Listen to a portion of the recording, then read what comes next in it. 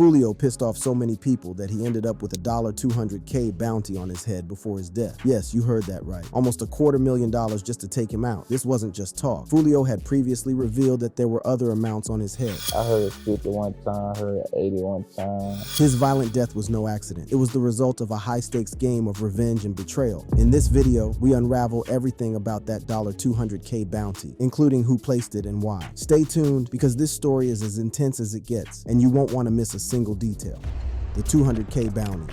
Florida's rap game has some of the hottest artists right now, but it's also known for beefs that start with words and end with bodies hitting the pavement. In this street life, nobody lived on the edge like Foolio. He was so deep in it that before his death, it's believed he had a wild $200K bounty on his head. For those who aren't deep in the hip-hop scene, you might not know Foolio. Born Charles Andrew Jones II, Foolio came from the rough streets of Moncrief, a tough neighborhood in Jacksonville, Florida. This place is known for its high crime and hard living. Growing up there, Foolio's life was full of struggle and violence, which shaped the rapper we know today. To give you an idea of how rough it was, when Foolio was just 11 years old, his dad got shot in the head. He got shot. My father got shot fighting somebody, you know what I'm saying? And the man who he fought couldn't take an ass with him, so he grabbed the gun. By the 7th grade, Foolio was already buying his first gun. Bro, his first gun in 7th grade, 6th going to 7th, the deuce 5, so after that, it was a wrap. And by the time he was 15, people were already shooting at him. When I got shot, my hip popped out of place and I couldn't run no more. I fell straight to the ground and started crawling.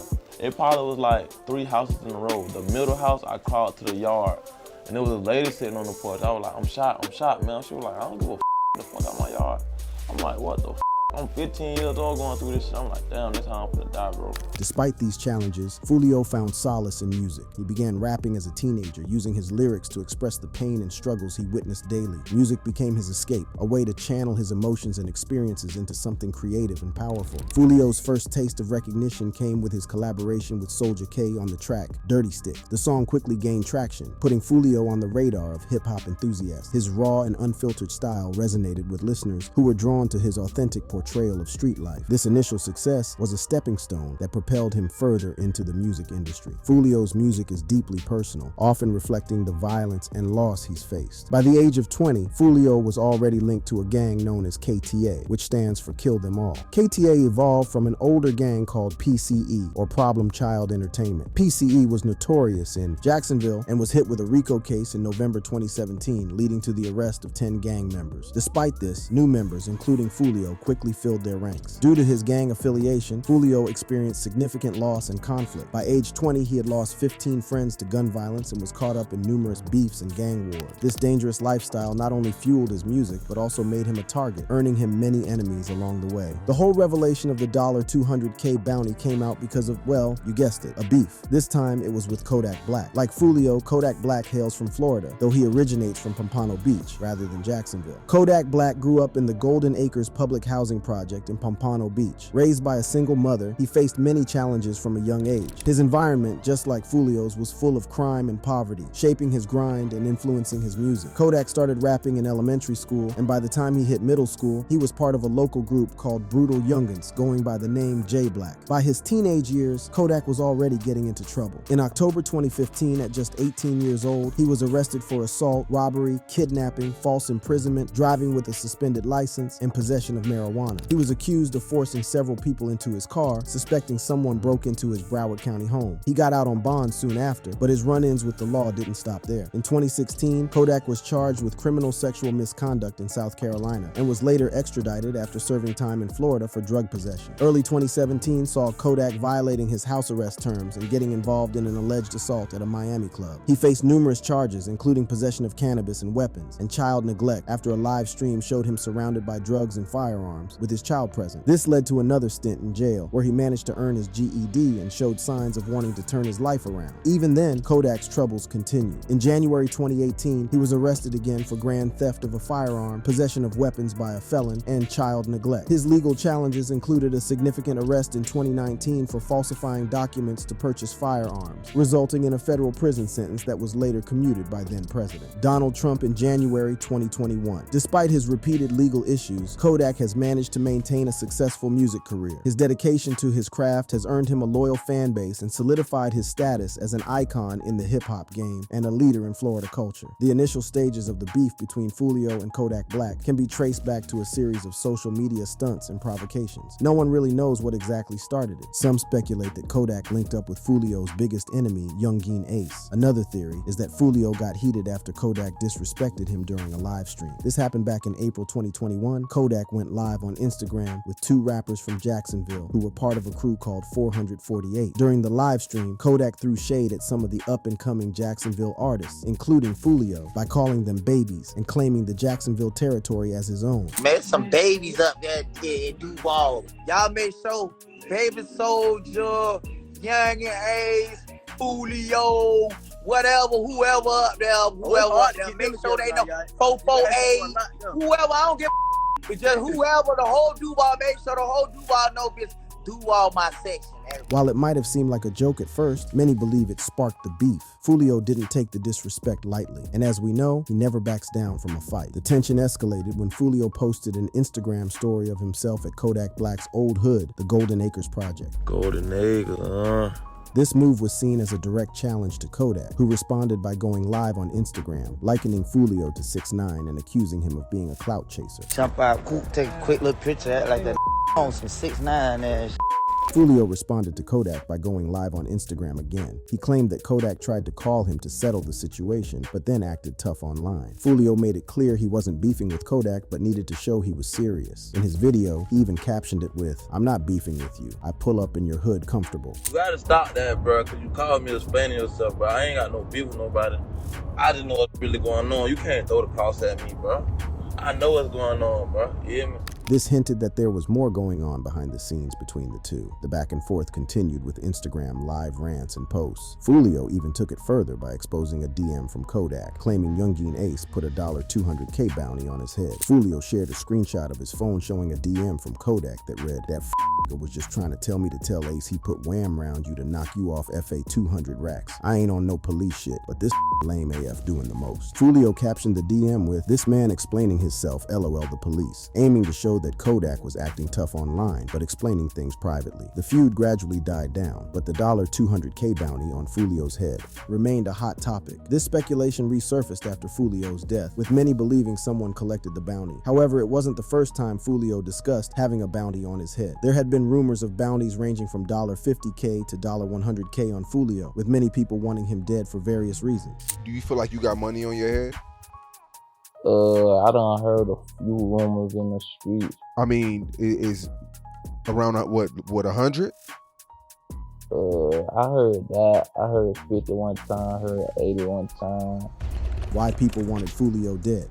One thing's for sure, Foolio was no saint. Over the years, plenty of people wanted him dead for all sorts of reasons, but one of the wildest and most talked about reasons is the role he played during the Youngeen Ace feud. For a long time, Foolio and Youngeen Ace have been locked in a bitter rivalry. This conflict has become one of the most sensational and deadly in the hip-hop world. For those who don't know Youngeen Ace, let me fill you in. Keonta Bullard, better known by his stage name Youngie Ace, was born in Chicago but grew up in Jacksonville, Florida. Just like Foolio, life was far from easy for Ace, who was one of 12 brothers. Raised by a single mother, the family faced numerous challenges, including frequent relocations due to financial instability. His father was serving time in prison, leaving Ace without a father figure during his formative years. Instead, he looked up to his uncle, who became the primary male influence in his life. However, tragedy struck when Ace was just 14 years old. His uncle passed away, leaving him devastated and searching for an outlet to cope with his pain and anger. Ace turned to the streets, where he found solace in the harsh realities of street life. It was during this chaotic period that he discovered his passion for music. Music became his escape, a way to tell his story and express the emotions he struggled to contain. In 2014, Ace began dropping tracks, but it wasn't until 2018 that his career truly started to take off. As Ace's music career took off, he was determined to cement his reputation on the streets. He formed a crew called ATK, short for Ace to Kill. Unlike traditional gangs that come from one neighborhood, ATK is a mix of groups from various parts of Jacksonville. This diversity has made ATK a powerful and influential presence in the city's gang scene. By 2017, Foolio and Youngin Ace entered a feud that reportedly began over a misunderstanding. The specifics remain unclear, but it quickly escalated into a full-blown war. The tension between the two artists and their respective crews, ATK and KTA, started to dominate the Jacksonville music scene. The feud intensified when Foolio's cousin, Zion Brown, was murdered. Zion was believed to be deeply involved in KTA, Foolio's crew, and had a reputation for being ruthless. One quiet night in Jacksonville's west side, Zion Brown was at home with his 16-year-old sister, SB, and 4 other children. The calm was shattered when a brick was thrown through the sliding glass door. Zion rushed to protect the children, but before the police could arrive, the situation turned deadly. 19-year-old DeAndre Thomas, armed and dangerous, entered the home and opened fire. Zion was shot multiple times, and despite emergency services efforts, he succumbed to his injuries. SB and a 9-year-old girl were also injured. DeAndre Thomas, who had a history of criminal activity, was quickly identified as the shooter by SB police, tracked him down the next evening and arrested him, charging him with murder and attempted murder. Thomas was associated with Youngin Ace, which further escalated the animosity between Foolio's and Ace's camps. In June 2018, the feud took a tragic turn when Youngie Ace, his brother, and 2 friends were ambushed in a drive-by shooting. They had been celebrating a friend's birthday at a local restaurant near the St. John's Town Center in Jacksonville, Florida. The evening was filled with laughter and joy, but it took a horrific turn as they headed home. While driving through Jacksonville, a car suddenly pulled up beside them, and without warning, gunshots rang out. Bullets shattered the vehicle's windows and struck everyone inside. The chaos and fear were overwhelming. Youngin Ace, his younger brother Trayvon Bullard, and their friends Royale Devon Smith Jr. and Jacoby Groover were all hit by the gunfire. The attack was devastating. Trayvon Bullard, Royale Devon Smith Jr., and Jacoby Groover were killed instantly. Their lives abruptly ended. Despite being hit multiple times, Youngin Ace survived the attack. He was rushed to the hospital, where doctors fought to save his life. Ace had been shot 8 times, with several bullets still lodged in his body, but he managed to pull through against all odds. Foolio's response to these tragic events was both provocative and shocking. He took to social media to glorify the killings, posting photos of himself, wearing t-shirts mocking the deceased. Foolio and his crew even went to the cemetery where Youngin Ace's best friend was buried, shooting a music video and posing for pictures. In the pictures taken at the grave, Foolio and his crew held their shoes up to the grave marker, flipped off the camera, and formed their hands into gun shapes or gang signs. These images were posted on social media, provoking outrage and vows of revenge from ATK. On February 25th, 2019, ATK sought revenge. Foolio's brother, Adrian Gaynor Jr., known as Bibby, was shot at Hilltop Village Apartments, allegedly by K-Su, an affiliate of Youngin Ace. In a manner similar to Foolio and his crew, K-Su and ATK bragged about the killing on social media, even going as far as to disrespect Bibby's gravesite. They tore up his grave, they spit on his grave, they urinated on his grave, they made fun of our rallies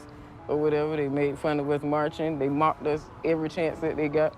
Other victims included Techie, who was shot in an SUV on May 7, 2019, and Little Nine, who was hit with 12 rounds in broad daylight on June 9, 2020. Foolio's involvement in all of this could be one of the many reasons people wanted him dead. Another possible reason could be his dissing of FBG Duck after his death. FBG Duck, born Carlton Weekly, was a notable figure in Chicago's drill music scene and a member of the Tookaville Gang, a faction of the Gangster Disciples. On August 4, 2020, he was tragically gunned down in a brazen daylight shooting outside a Dolce & Gabbana store on the Gold Coast, a high-end shopping district in Chicago. This attack also wounded 2 innocent bystanders. The shooters, emerging from 2 cars, fired a barrage of bullets, hitting Duck multiple times. Despite being rushed to Northwestern Memorial Hospital, Duck succumbed to his injuries about half an hour later at the age of 26. The investigation revealed that the attack on FBG Duck was likely a result of ongoing gang rivalries between the Gangster Disciples and the O-Block faction of the Black Disciples. It was suggested that a $100,000 bounty had been placed on Duck's head by rivals. 6 men affiliated with the O-Block gang were found guilty of his murder in a federal trial. These men were charged with various offenses, including murder, conspiracy to commit murder, and using firearms in relation to the shooting. After FBG Duck's death, Foolio took to Instagram to make fun of FGB Duck's death. Waking up and just realizing, like,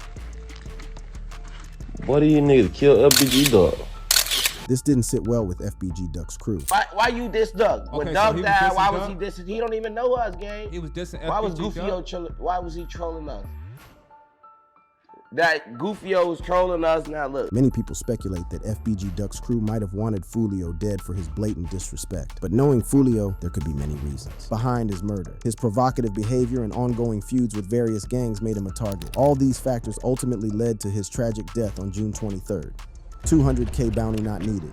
At the end of the day, it wasn't no 200K bounty that ended up causing Foolio's death. The series of events leading to Foolio's death began in the month of his birthday. It started with a public invitation. On June 14th, Foolio posted an invite to his birthday bash on Instagram. He captioned the post, "Tampa, Florida, my Airbnb pool party, June 21st, DM me for address, and my official birthday party, June 22nd at Club Teasers. Club address, 9700 North Nebraska Avenue, Tampa, Florida, pull up." Many of Foolio's followers thought announcing his birthday party publicly was a risky move. Fans voiced their concerns in the comments, with one pleading, "Why are you doing this birthday bash? Please cancel." And another added, "Man, nobody wants to party with you and risk their lives." Their concerns were justified. Foolio had a lot of enemies and had been involved in several violent incidents recently. In 2021, Foolio survived an attack where reportedly 100 bullets were fired at him as he left a recording studio, escaping with a minor injury when a bullet grazed his leg. The year before, in July 2020, he was caught in another shooting in Texas. In another particularly harrowing incident, Foolio suffered a serious gunshot wound and broke several bones in his foot after being attacked by assailants while leaving a gas station near Paxson School for Advanced Studies. Following surgeries in a Jacksonville hospital, he filed a lawsuit against the hospital for allegedly revealing his location. Given this history, fans were shocked that Foolio would publicly reveal his own location for his birthday bash. Ignoring the warnings and his violent history, Foolio went ahead with his party plans. He and his crew rented a lavish Airbnb for the celebration. The upscale property was meant to be the center of the festivities, a place where Foolio could unwind and enjoy his special day. However, living in a social media-driven world, Foolio made a fatal mistake. Upon arrival, he excitedly posted his location and invited his fans, unknowingly setting the stage for a deadly ambush. Pool party start today at 5, 6 o'clock. If you already got the address, pull up, man.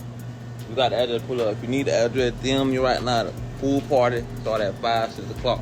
By publicly sharing his party plans, Foolio unknowingly invited trouble. The pool party started around 5:30 p.m., and Foolio kept his Instagram followers updated with videos of the lively scene. Drinks flowing, friends laughing, and women dancing. Drinking, cuz. I don't even drink, cuz. What Foolio didn't realize was that his rivals were watching his every move online, plotting their next step. As the night went on, the party started getting out of control. More people showed up, and the noise level increased significantly. Foolio's attorney, Louis Fusco, stated that the event became too chaotic, catching the attention of local police. When law enforcement arrived, they decided to shut down the party due to the overcrowding and numerous noise complaints. Frustrated, Foolio took to his Instagram stories to express his irritation. He posted a picture with the caption, "Police shut us down and kicked us out the Airbnb. That's crazy work." Despite the police shutting down the Airbnb party, Foolio was unfazed. He immediately took to Instagram to announce the next location, a nearby club. Foolio shared a flyer for the club event, complete with the address, not considering the potential risks of revealing his whereabouts. Once at the club, he continued to post updates, showing himself in the upstairs lounge.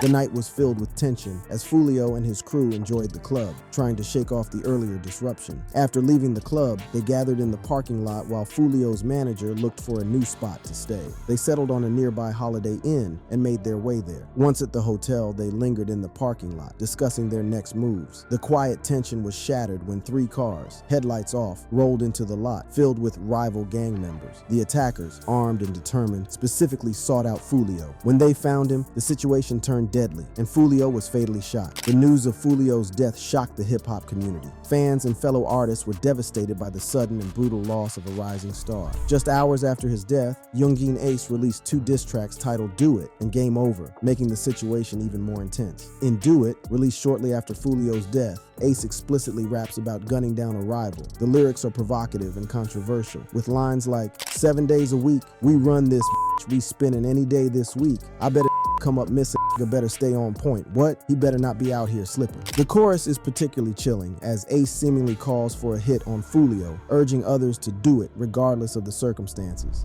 Bitches call the phone, say they got the low, I told them do it, I ain't sparing shit. It's on site if we into it, he with his baby, do it, he with do it, with his mama, do it.